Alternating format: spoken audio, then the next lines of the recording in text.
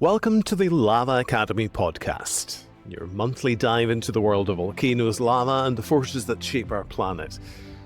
We're a team of lava enthusiasts based in Reykjavik, Iceland, part of the crew behind Lava Show, the world's first live lava show where we remelt real lava and pour it out in front of a live audience.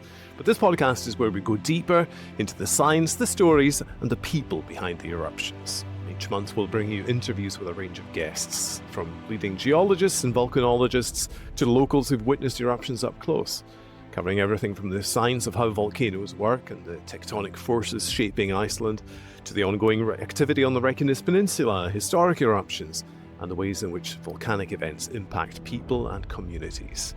So whether you're a curious listener, a science enthusiast, or just someone who thinks that lava is cool, and it is, then this is the podcast for you.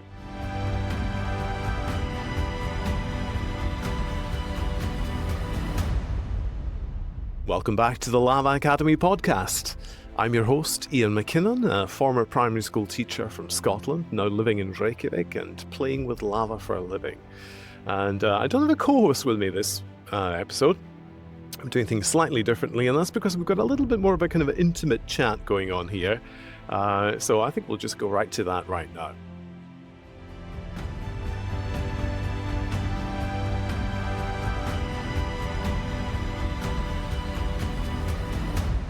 All right, so we are back again for another interview. It's a little bit more intimate this time. It's just myself and our guest. And our guest this time is the one and only Júlíus Ingi Jónsson, the founder of Lava Show and my boss. So I'm going to be on my best behavior today. So Júlíus, tell us a little bit about yourself, your background. Yes, hello, and thank you for inviting me to the podcast. I was born in Reykjavik, so I'm Icelandic. Yeah. Me as a kid, I really curious kid. Mm-hmm. Sounds familiar. Yeah, really curious kid, and maybe a little bit like I wanted to do what I found interesting, and I think that's a still big part of my personality. Yeah. You founded this whole Lava Show thing, but I think there's something I think we're going to be coming back to again and again in the course of this episode, and that is the importance of stories. Mm-hmm. I personally have always felt that stories are super important. I think stories basically make the world go round. And I think it's an important part of what we do here at Lava Show today. But I mean, stories play an important part in your own story. And no story probably more so than the story about your great-grandfather and that 1918 eruption of Katla. So why don't you tell us that story just now, just as a kind of precursor to everything else? Yeah, so my interest of volcanoes came while I was a child. My father, he was born in a farm. Mm-hmm. The area is called Eyjafjallajökull. It's in Vestur-Skaftafellssýslu, that's the county. And the farm is called Norðurhjáleiga. And it's situated on basically a little bit east of Vík. Mm-hmm. And I went to the farm during summers and worked there as a child. But it was child labor. It's a little bit like it. It was a hard work. Hey, listen, I grew up on a farm. I know exactly what this is like. You woke up 7 and you stopped working when it was 6. Too dark. Yeah. And you were constantly doing something. But I really liked that. It was really fun. But to drive to the farm, you have to drive the south coast from Reykjavik, and there's mountains and there's a lot of rough area, and then you have these black sand deserts. Yeah. And I always fascinated with this black sand desert. I was like Iceland has black deserts, but like Sahara Desert, all the other deserts are just yellow. And obviously, I asked my father, probably was an annoying child, why do we have these deserts? We are not this hot. Mm-hmm. It's not like the sun is just killing all the soil and nothing grows here. It's on the opposite. We were cold. Is it because of the cold?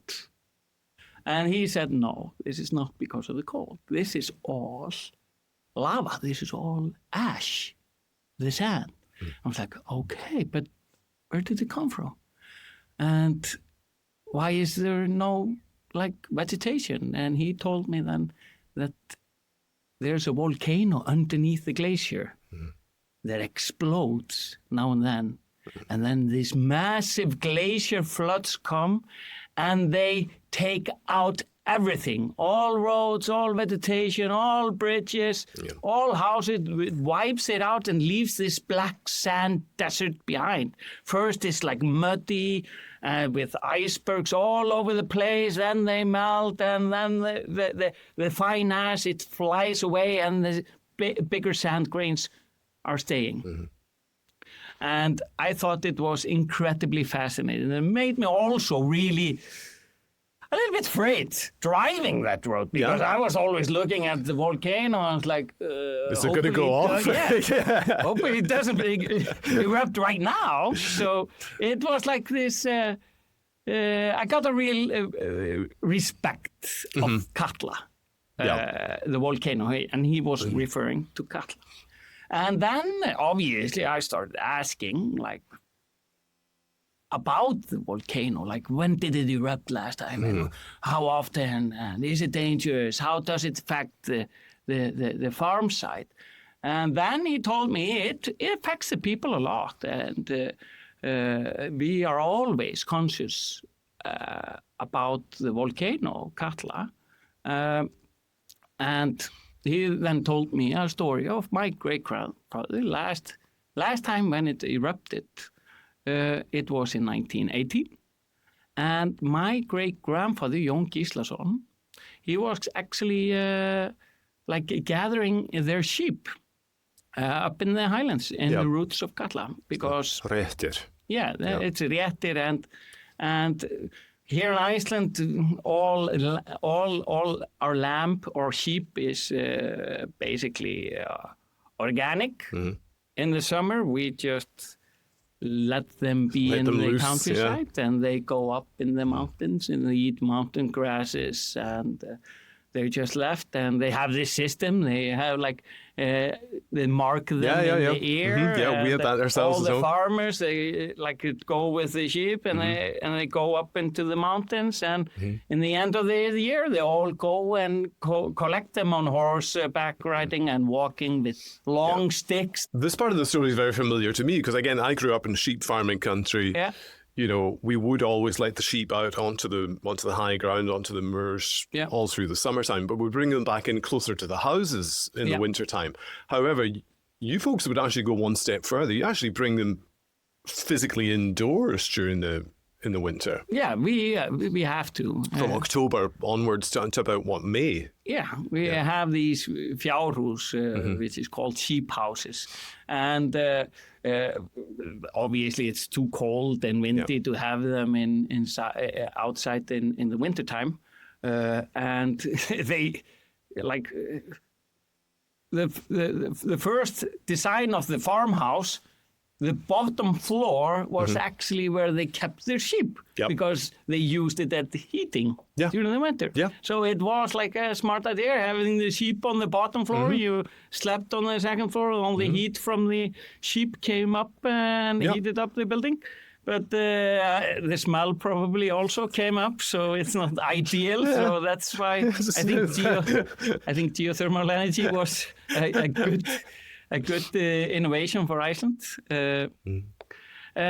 So if I go back to my great-grandfather, Jón Gíslason, he was a part of a team that was collecting the sheep up in the highlands. Actually on the 12th of October 1918, when Katla started to erupt. So they were horseback riding, so they don't feel a lot of the tremors and stuff. The earthquakes, and there was not a lot of signs when Katla erupted. There was a few earthquakes that found in week, and then the eruption starts, and like. There's no mistaking it when it does. No, Yeah. but they didn't see any they didn't see the like ash plume or anything. It's erupting underneath the glaciers, melting the glacier ice.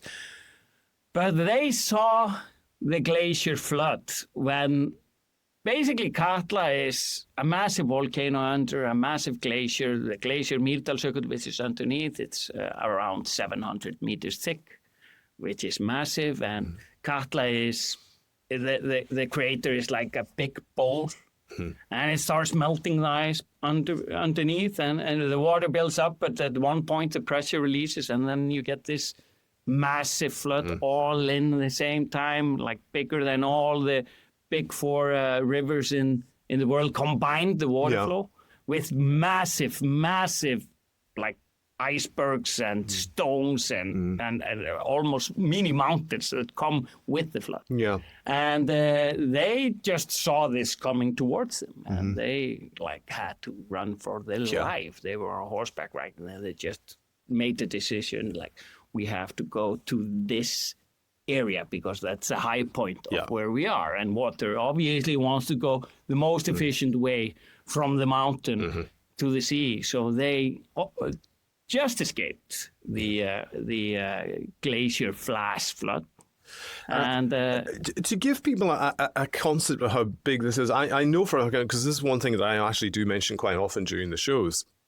It's just the sheer volume of water that comes from these Katla flash floods, because I've read that these glacial flash floods will produce a flow of water between 100,000 and 200,000 cubic meters of water per second. Yeah.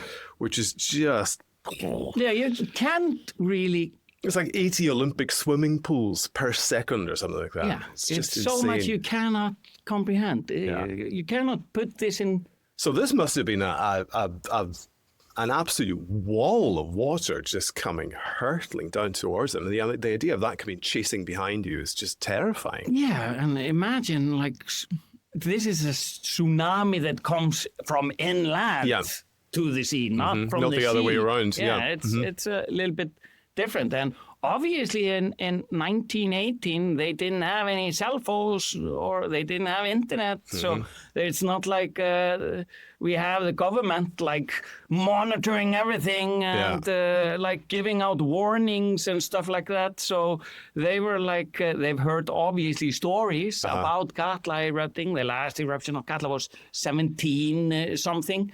And so they heard stories that they knew about the danger of Katla, and obviously see the landscape, what Katla has made before. But nothing had happened within living memory of that time. No. Yeah. It becomes probably quite easy to forget. I mean, it's always like at the back of your mind, oh yeah, it's a volcano. But when you're just getting on with your daily life and you've got other important things to do, you kind of push that back until all of a sudden it's, You can imagine also the information they have is just folk stories and a few written down books. It's not like today you have the internet, like overflow of information. If you want to know something today, you can find it. Yeah, definitely. So I often imagine what is the thought process when he sees this. Yeah, it must have been terrifying. Looking at this glacier flash flood. And the impact on the area around must have been enormous. Yeah, it was mud everywhere afterwards. And because my great-grandmother was pregnant with her second child, she was actually pregnant with my grandfather, Júlíus Jónsson, which I'm named after. So she's much further from the eruption. And they saw the plume. That's the first sign of Katla erupting for them. Yeah. So they had a little bit of time to, we have to go to the highest point in the farm, which they did. All the farms, there's around 10 farms in that area. They all go and went up to the highest point, which was a sheep house, and waited there until the big massive floods went through. So they were safe, but she didn't know anything. All the men, from the farm area, from all the farms. Yeah, they're all out there. Yeah, and they. God, it must be terrifying for them. Imagine thinking like, okay, this happened. How is it? How is it up there? How is it up there? Because in the canyons next to the glacier, the water level of the burst was up to 60 meters high. That is insane. And often, because you know where Hjörleifs have this, it's on Mýrdalsandur, the black sand beach. The water flow there was at 20 meters. 20 meters for like... And that's on flats. Yeah, kind and of you can open. actually see that in the mountain, if I call Hjörleifs a mountain, but actually you can see where the water was just bursting. And there on Hjörleifs, the water was bursting on that cliff and icebergs bursting and exploding. Yeah. It must have been a terrifying sight. Having grown up with this story, I mean, I don't know how much of the story you would have known when you were very young, but obviously you came to know the story a lot more as you got older. Yep. And that must have very sort of strongly shaped the way that you view volcanoes. And it gave me a lot of interest of volcanoes. Yeah. When I was a kid, I was reading a lot about volcanoes and looking at other volcanoes around Iceland. And obviously we have other really active volcanoes, and they may got more publicity in my upbringing, especially in New Katla or Katla. Yeah, because I mean, I know that there is another eruption which we're going to be talking about very shortly, which was in 2010. Yeah. But in that in-between times, I mean, there were quite a few eruptions in Iceland at that time. Do you remember any more of those personally? Did you actually see any of these? Yeah, I saw the Katla eruption. That was, 2000? Yeah, it was 2000. Yeah. That is the first eruption I saw. I didn't see it up close. I saw it basically from a little distance. I saw orange and I saw ash, ash bloom, but nothing close. The first one I actually saw pretty close was Eyjafjallajökull in 2010. Yeah. And then I've basically seen the new eruptions a few times. But I've probably seen lava.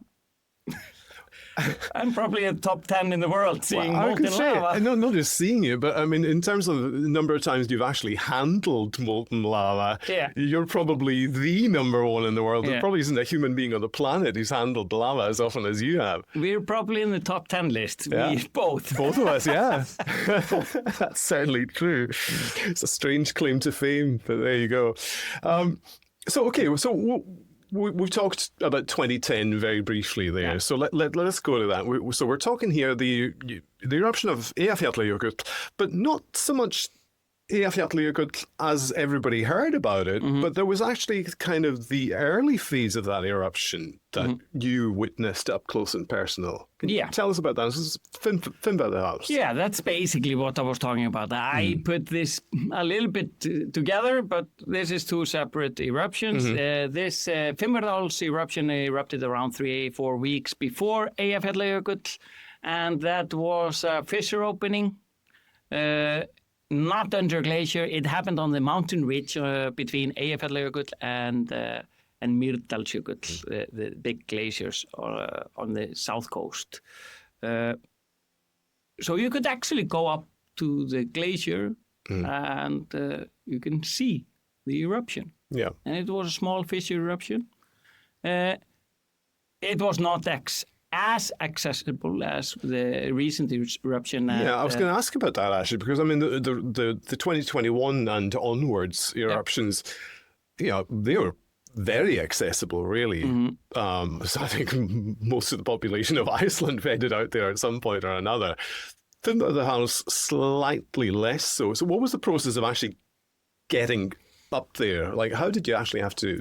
So I knew a guy who had a super jeep, and tourism was not big in Iceland back then. I think around 400,000 people came to Iceland annually.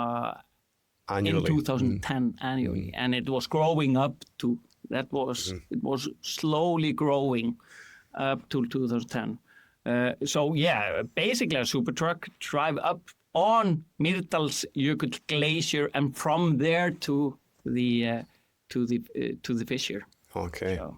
And when you get up there, like, what are you seeing in front of you? I see lava coming out from the ground, and I am absolutely mesmerized. How close could you actually get to it? You could get pretty close. People were like cooking food on the lava, and Hello, Iceland. yeah, and the TV show Top Gear came, and they made an episode of driving on lava. So it was a little bit. It was a little bit crazy, but it was fun. Mm-hmm. I often say, like, Iceland is a little bit crazy. When we have volcanic eruptions, it's usually traffic towards the eruption. Rather than away, yeah. Yes. And when we went there, the lava was actually starting to fall down the mountain. Mm-hmm. And we witnessed this lava fall, which was absolutely spectacular. And when it started to be dark, you can see the lava falling. Cascading down the side. It was absolutely crazy. The highest lava fall ever recorded. I was with my wife, like Lady Lava. Mm-hmm. And I just said to her, this is so amazing. Everybody should be able to experience this. Mm-hmm. And then my thoughts were like, wow, it would be amazing to have these eruptions all the time. Like, this would be this would draw so many people to that, yeah. It would be so good for Iceland. So I think few things happens. Iceland is not really expensive because of the financial crash. Mm-hmm. We have beautiful terrain. We have, and social media is like starting. Mm-hmm. Then we have this Eyjafjallajökull eruption. Mm-hmm. 3 weeks after, and then we close Eyjafjallajökull closes all the airports in Europe because of ash, which is actually really fascinating why they closed air traffic. And the reason is, it's a little bit connected to what we do at Lava Show, because when the planes fly into the ash clouds, if it's really fine in high altitude, these really, really fine ash, the ash actually goes into the jet engine and it starts to melt. Mm-hmm. And it starts to melt and make layers in the jet engines until they just stop.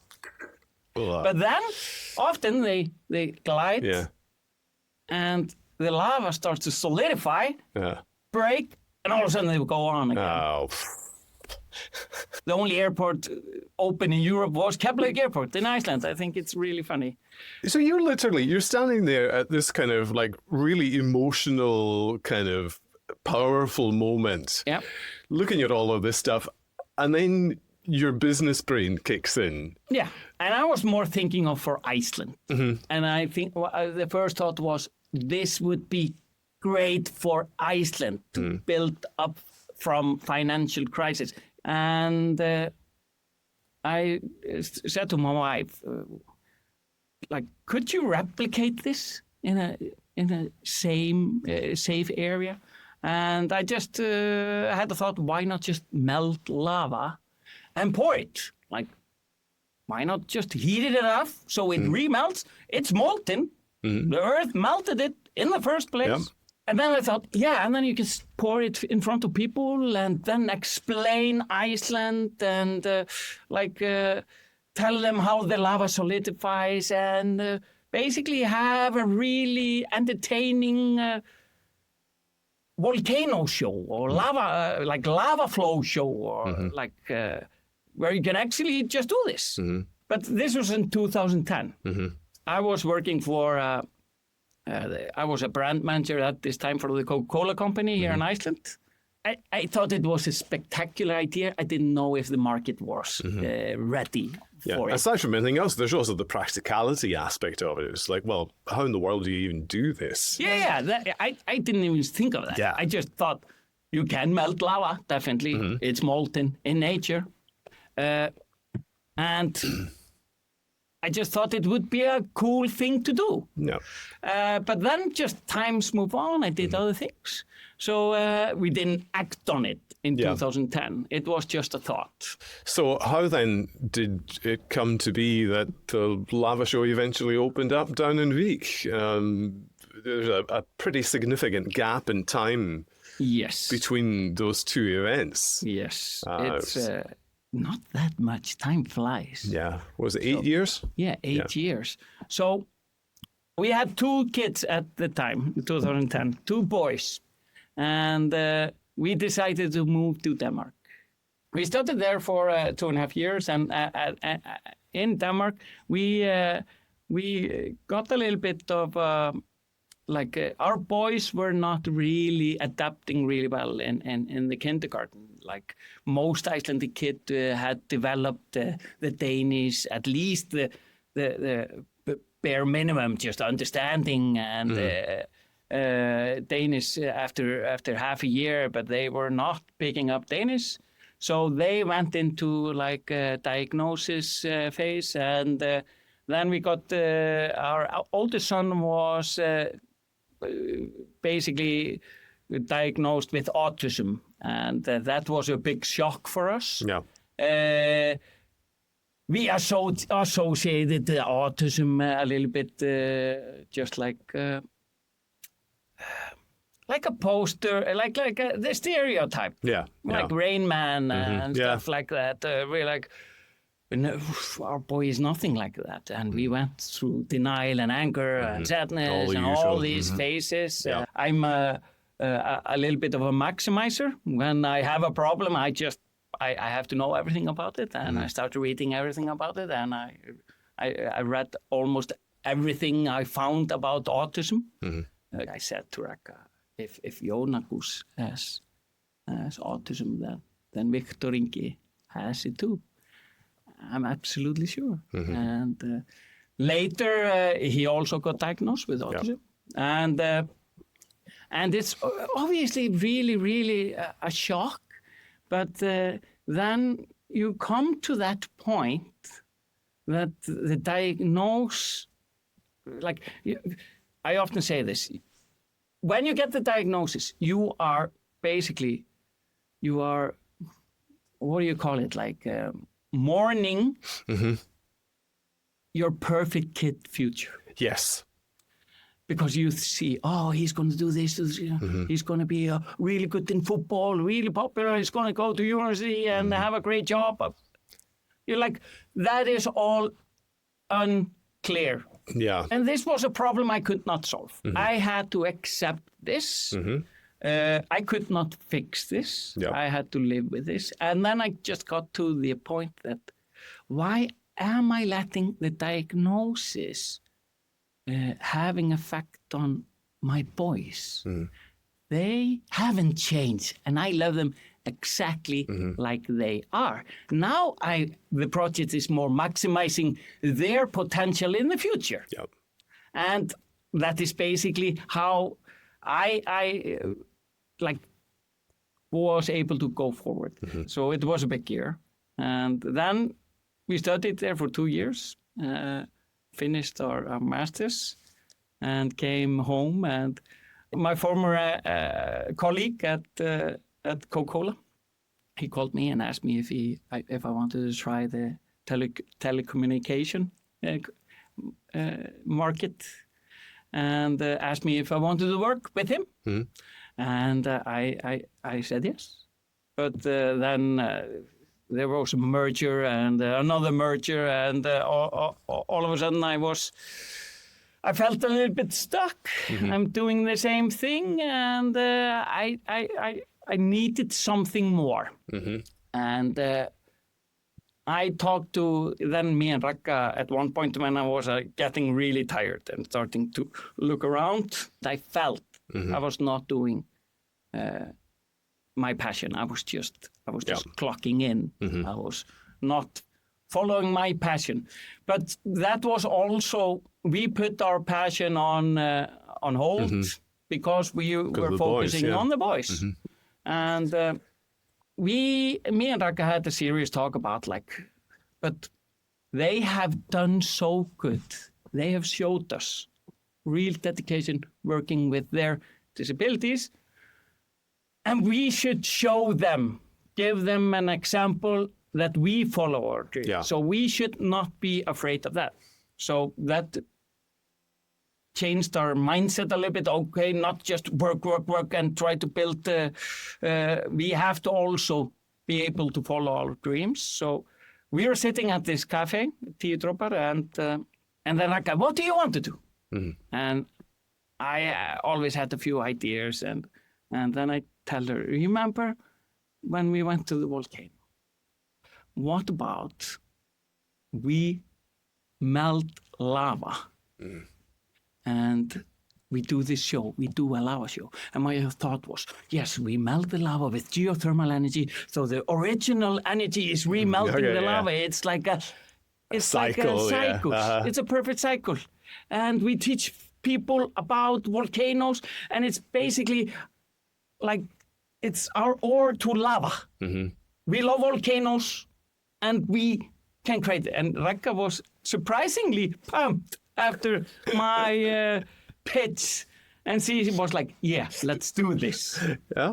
And 1 week later, I resigned in my job. Wow. It was in September 2015, and I had a 3-month notice. Yeah. So my last day was the 31st of December, and my first day as a Lava Show employee was the 1st of January 2016, exactly 10 years ago. Wow. So that was a big step, and I did not know what I was doing. Yeah, I can imagine, because I mean, there are so many obstacles in place from when you're trying to kind of get this thing off the ground. Mm-hmm.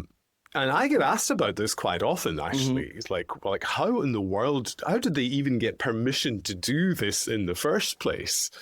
In the beginning, I'm researching a lot. I'm reading a lot about the lava, and I'm looking at furnaces and stuff like that. Looking at all kind of science stuff about lava, about emission of molten lava. Is there toxic gases if you melt the lava?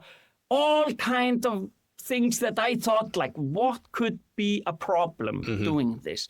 And explosiveness and stuff like that. A lot of research, talking to geologists and engineers and stuff like that. I heard a great quote from some innovator. If you're doing something new, do not go to the specialists in the beginning. Yeah. Because they will tell you, like the engineers will tell you, all the things that will not make it work. They show you the obstacles. Mm-hmm. In the beginning, you don't want to see obstacles. No. You want to say, that is the goal. I'm going there. Yeah. I don't want to see any walls. They'll tell you why you can't do it. Yes. Yeah. They tell you, this, and this, and this, and you have to follow this. Mm-hmm. So that was not a good idea to talk to engineers in the beginning, but I told basically Ragga, give me 1 year. Give me 1 year of trying to get this going. Then after a lot of research, I found Syracuse University. They had a project called the Lava Project or something. And there was a guy called Bob and Jeff Carson. They were doing some tests with lava, like researching lava and pouring lava over ice or water. And I thought it was pretty fascinating. And I just thought, I'm not really a specialist about melting the lava. But they are. Yeah, they are melting lava. So I just sent them an email. And we asked, could we come and see when you are doing the next experiment? And they said, yeah, we're melting lava on Monday. And we were like, can we come? And they said, sure. So we booked tickets to Syracuse. And we came there on Monday. And they looked at us and thought we were some crazy Icelanders. And accurate. Didn't know what was up. We showed them what we had in mind. And this was basically a show that should be educational. It should be the most entertaining geology lesson you can ever go to, with a cherry on top, which is molten lava. Yeah.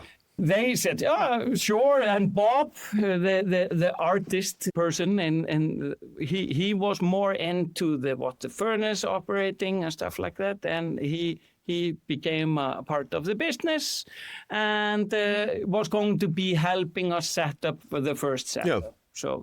So that's how we met Bob. Okay, now we have to find the facility. Melting lava inside. Never been done before. Pouring it into a room full of people, which was the idea. Never done before.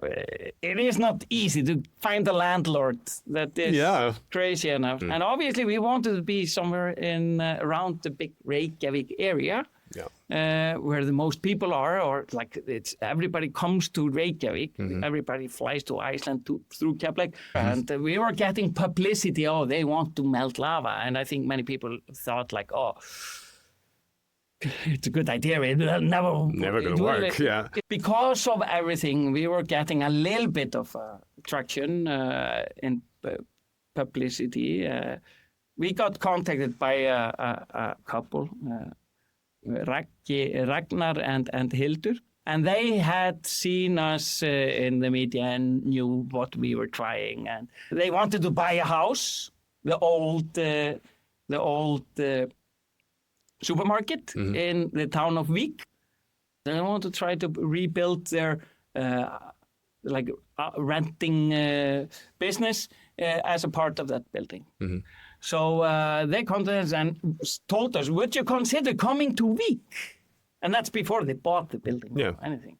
We were like, it's pretty far. But in that conversation, I could see how we would spin the story about Vík, because my great-grandfather and that story. And the funny thing that Ragnar, his grandfather was with my great-grandfather. It felt like a little bit... Yeah, it's like one of those kind of meant-to-be moments. Yes, they faced Katla glacier flood together.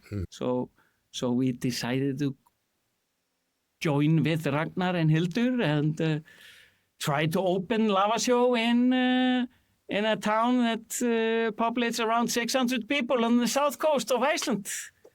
So you eventually did manage to get things open. Yes. I actually got an innovation grant from the Innovation Fund of Iceland. And I actually could buy the furnace. And that's before Ragnar bought the building. But Ragnar was so sure he was going to buy it. He just told me, just buy the furnace. Go for it, yeah. So I actually did. And then we started testing. And we started testing the furnace outside of the building in, I think, March or April of that year. And we were outside with the furnace and it was pouring down rain. This is Vík after all. Yeah. One of the wettest places in Iceland. Pouring down. And Bob came and he was trying to start the furnace and the furnace didn't go on. And I was like, wow. What are we doing here? What am I doing in a small town in the rain? And with some American I don't really know. Ragnar have told me like, he looked at us from a distance like not able to turn it on even. And just thought like, what have I done? Encouraging buying this furnace. Yeah. So you managed to get successful pourings. Yes. That must have been an incredible relief when you saw the lava kind of flowing in properly for the first time. Oh, yes. So we found the right volume and this was the testing period, but then you have to actually open up a business. Yeah. And to open up a business, you have to be safe. So we got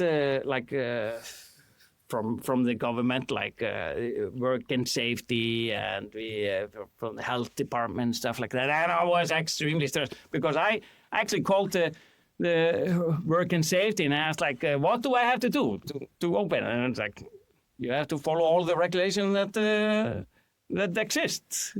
But I was like, yeah, okay, but it's like I'm not doing really normal stuff. Yeah. How does that pertain to lava? Yeah. You know? So I went through a lot of paperwork. We did a lot of paperwork. I always remember when the work and safety comes, I was a little bit more afraid about them.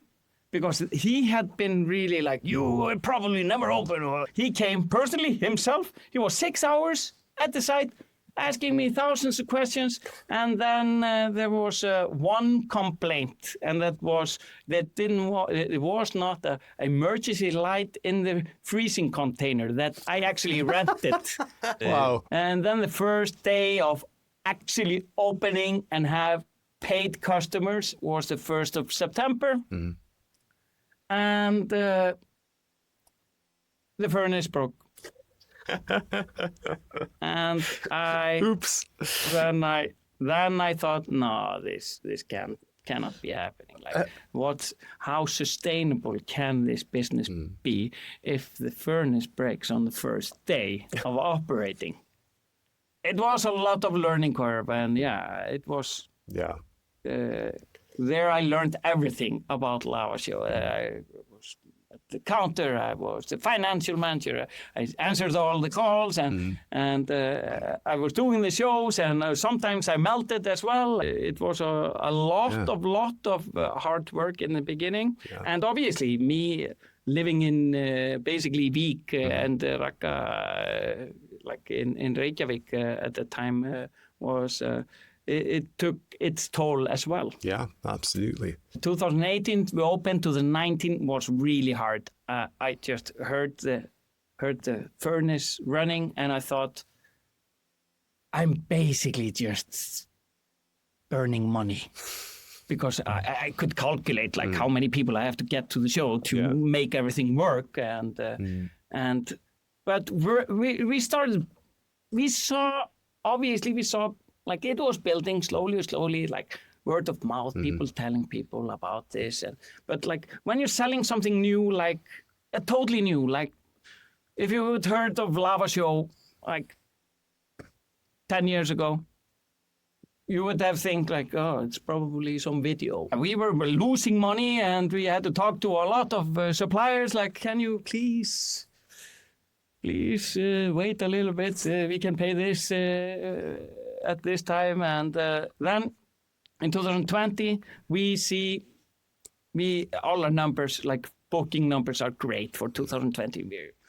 We sold 90% in January for the rest of the year. 90% of 2019 we sold in January 2020, and we were like really pumped. This is the growing year. This is the year we will actually start breaking even, or at least getting close to it. But then obviously COVID came, and it closed the country basically. Yeah.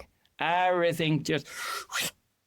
And then I was sure, because the uncertainty was so much with COVID. You did not know what was going to happen or how long it would last. And it was, nobody knew anything. I mean, it was just a case of you're going day by day. Basically, it was a hard time, and I thought I lost everything, and basically was at home. And my wife was extremely busy. She worked at Microsoft at the moment, and Microsoft Teams was like exploding during COVID, obviously, because that's also the way you communicated in COVID. So I was really bummed. Trying to ignore all my email or invoices. But then at one point I just thought, okay, like the country all of a sudden opened for Icelanders in July. No regulations. You could, and I decided to open in July, and the Icelandic summer, like we call it, we had 1 month of a lot of Icelanders coming to the show, and actually Icelanders just traveling around Iceland, and that basically saved us. And then in May 2021, I'm just doing a show for a company.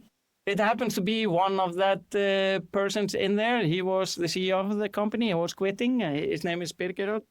And he thought it was a real good show. And he called me a week later and said, I think this show is amazing. And I was just wondering, why is it in week? And I explained, and he said, I really want to take my friend to the show.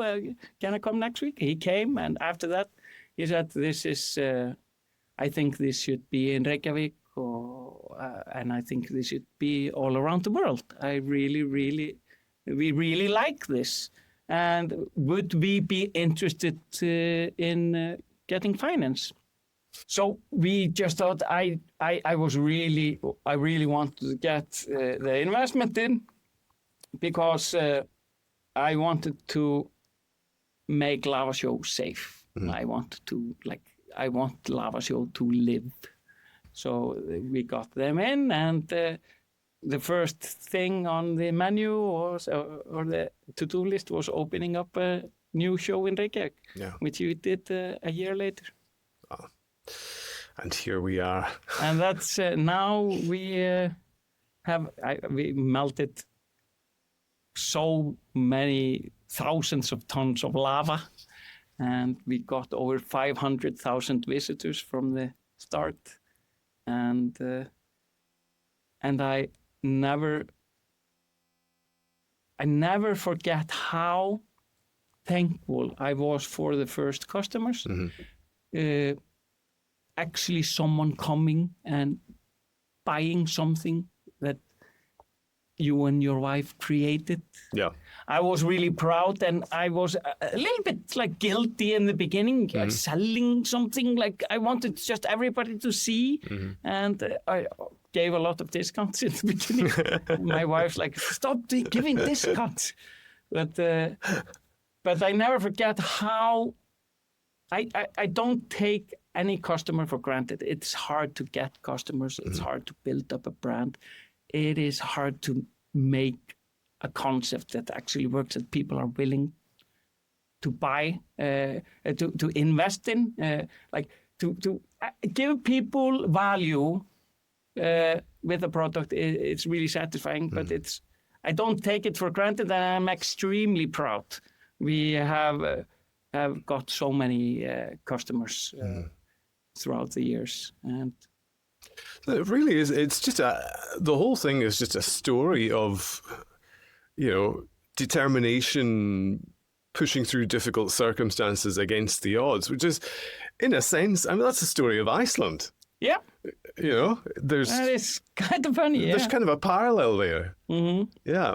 And I think it's also this is Iceland people, I think, have to be stubborn. Yes. I think it's the only way you can survive here. Yeah, the stubborn. I think the less stubborn people went to Canada.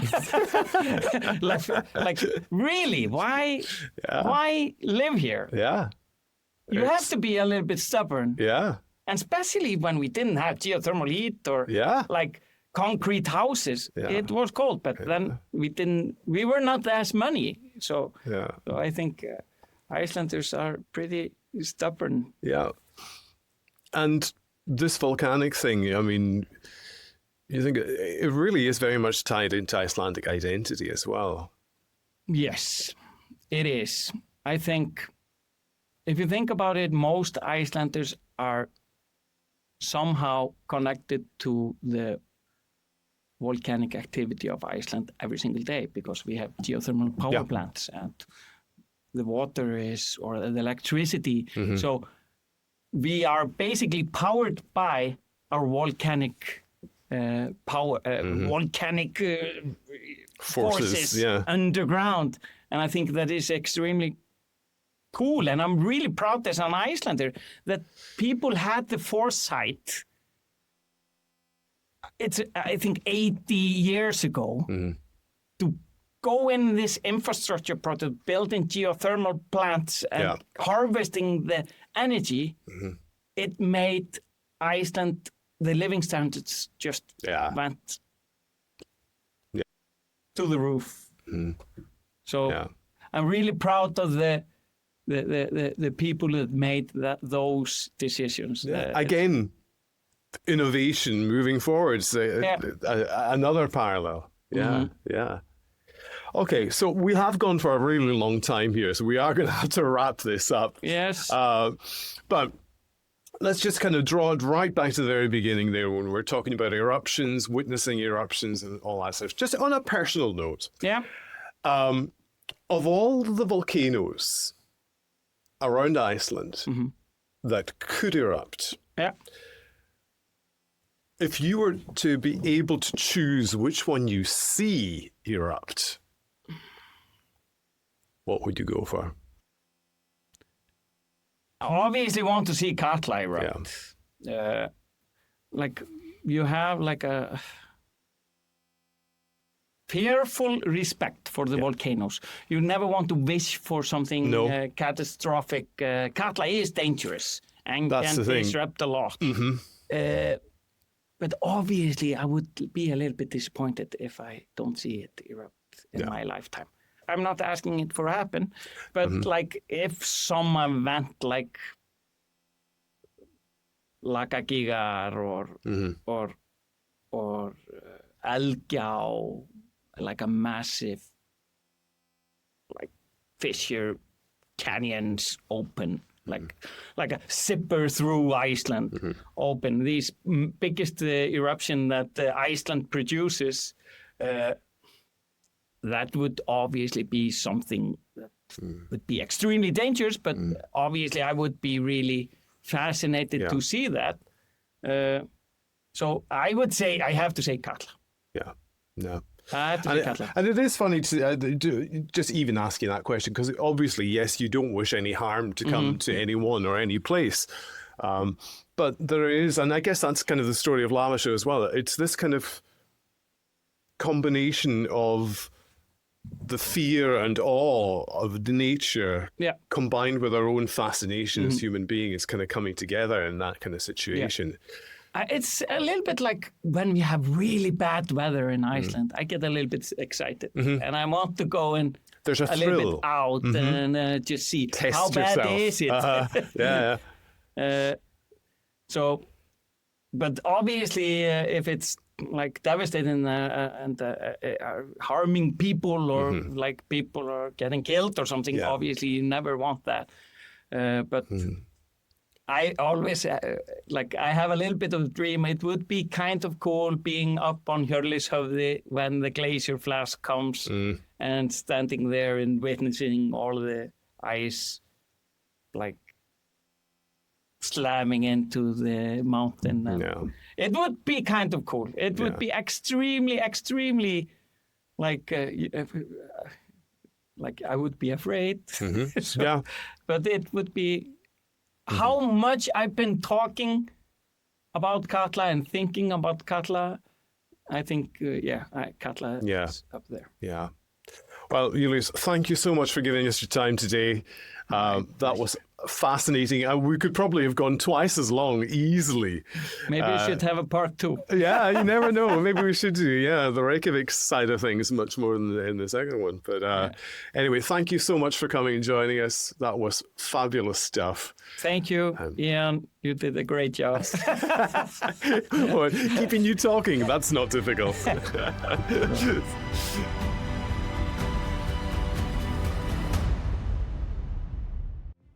So a huge thanks to Júlíus for joining us there. That was a fascinating conversation and really an incredible story from start to finish. We hope you found that inspiring. And if you did, and if you enjoyed the show at all, be sure to reach out to us, let us know, podcast@lavashow.com. And of course you can share and get in touch with us and see our content on the socials as well. So we're on Facebook and Instagram, all the usual places. If you search for Lava Show Iceland, you'll find us there easily enough. But yeah, be sure to subscribe, tell others about the podcast, spread the word, and hopefully we'll see you again here next time. Thanks for joining us.